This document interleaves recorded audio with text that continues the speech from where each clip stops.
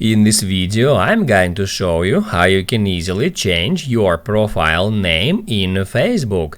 Be sure to watch the video to the very end so you don't make any mistakes, and of course do not forget to like this video and subscribe to my channel. Thanks guys! So let's get started, and first off, open up Facebook app, then head over to menu.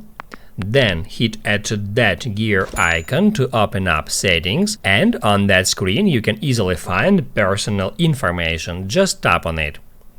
On that page you can easily find name, and on the next step you will be able to edit your name. You can edit your first name, middle name and last name.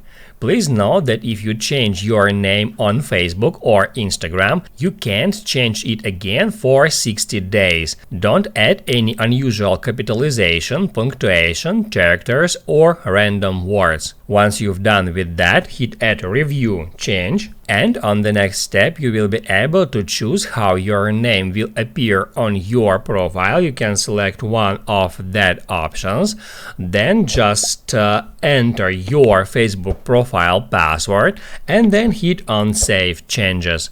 That's how it's done. Now you can write down in the comments below if you have any questions about that tutorial. Hit the like button if you liked that video, and see you in the next one.